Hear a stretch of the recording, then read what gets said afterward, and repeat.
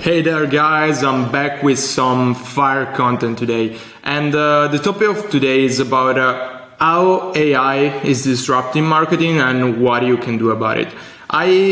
Since the release of ChatGPT, I have this constant thought into my mind is how will the online world change with the release of a software of such a gravity, such a disruption in the field, in any field, I would say. So if you haven't been sleeping under a rock in the past few months, probably you heard about all the ChatGPT frenzy and what is going on and how it's literally changing the world every single day.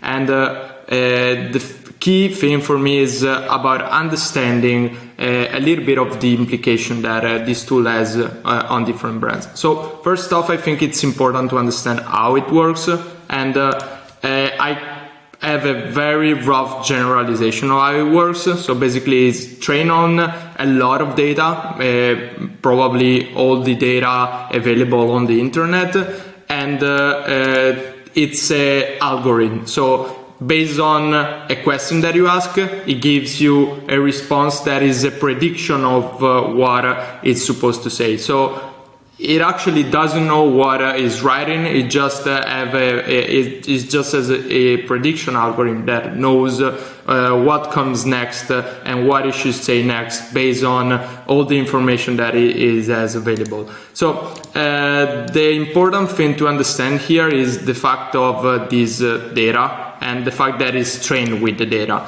And this leads to a couple of important things. So first off, the topic that I wanted to speak about is more and more content is being created by this tool, and more people are leveraging the tool to create blog posts, LinkedIn posts, SEO posts, etc., etc. So easily more content creation means more data, and more data, at least to me, means more confusion. As you can see here in the graph, I showed a chart projecting the global data generated annually, and this data is growing every single day. So the problem here that companies could have in the future is the fact that there is a lot of data, there is a lot of content across a bunch of different topics, so this content creates a lot of confusion, and probably people will be overwhelmed by the amount of content that is available on a specific resource.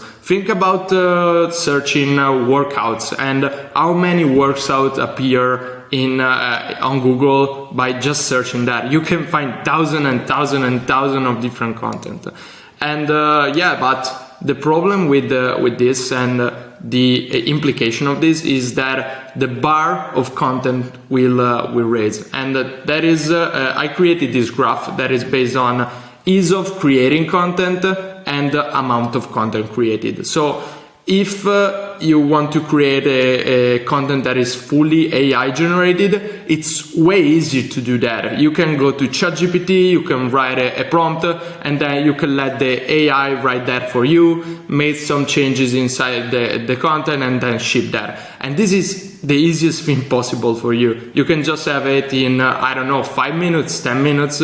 But this type of content is the content that is the vanilla content, the content that the machine is trained on, and the amount of content that will be massive going forward with a lot of brands.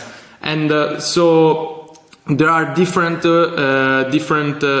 ways of thinking about how easy it is to create content. And the takeaway here is the less easier it will be to create a content, the lower amount of content it will be available, and the more interesting that content would be. So here, for example, I have fully AI generated, partially AI generated, AI assisted, and then new ideas, new groundbreaking ideas that come, and those are difficult to create because people don't know don't know new things and maybe don't have their own take or their own idea about a certain topic, about a certain solution, like AI, for example. If you just write an article about AI with the current information or the information that the machine is trained on, you will get a type of content that is biased toward the data that the machine has available.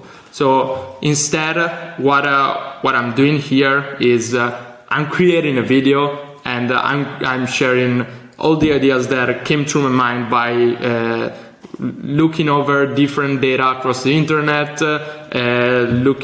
listening to different podcasts and seeing what is the thing that I came up with in this specific topic about AI and about the different types of marketing. So yeah, the implication here is lots of content, bar will be way higher, and content will be you will need to differentiate on a content level.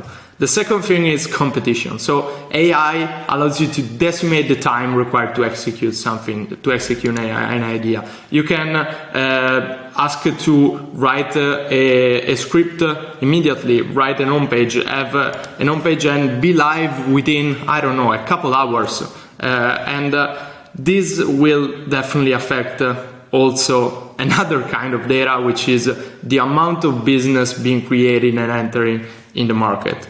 So here I have the market map, and the market map shows 9,932 different martech startups in the market in 2022, and this is a 6,521% growth over 11 years here, from 2011 to 2022. So do you think this is how do you think this trend is going to grow over the years? This trend is just bound to go upward and upward, and more startups will be created. And which leads us to another point, which is the ease of use. So why do you think ChatGPT grew to 1 million users in 5 single days? And for me, there are two explanations to this. The first one is the wow factor, because the majority of the people was not exposed to the AI technology, and being exposed to that technologies in a way that it was so overwhelming created a wow factor and a virality that spread it across every single channel. So everyone talk about it. And yeah, we are talking about it right now, and that is one factor. The other factor is the ease of use, and by that I mean that everyone can use this tool. Everyone can use ChatGPT, and you are only limited by your curiosity and the kind of question that you can ask. So by that I mean not only a geek could use ChatGPT by solving code challenges or things like that, but even a normal person can plan out their trip, can ask ChatGPT what they could cook, what could be a workout plan. Those are simple examples, or maybe everyday uses that people might have, and even normal people and non-tech people can use that, which is the revolution here. The revolution is in the change in the dynamic of the user interaction. So right now, the majority of the applications, like we can think about even Google. Google is a search, point and click. So we need to search and we need to click on one or more of the different results that we get. Or we can think about a Salesforce or an HubSpot, for example, where we need to go into the interface, and in order to understand what is the actions that we need to do, we need to actually know the interface, and we need to know that, okay, we can create a deal by going under this menu, clicking on this button, and then it creates that. Here the dynamic changes, and there's no more searching, there's no more finding, there's no more clicking, but it's all based around asking. So this will radically change the way people will use the internet over the next year. So with that, I mean, people will not go over booking.com, choose the date, browse the different solution, select, compare, do whatever. They will ask the chat, and based on the parameters that they will have, the interface will give them the best solution. So this could be something that is more related to product than marketing. But why do I think this is also related to marketing?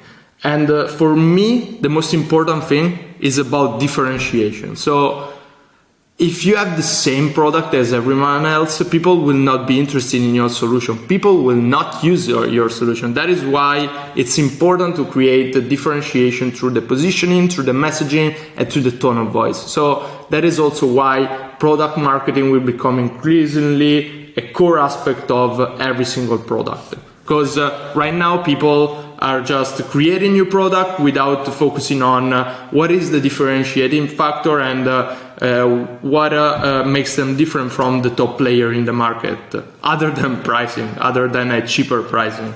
And yeah, that is definitely something that is very important for companies. So right now, where should everyone focus on?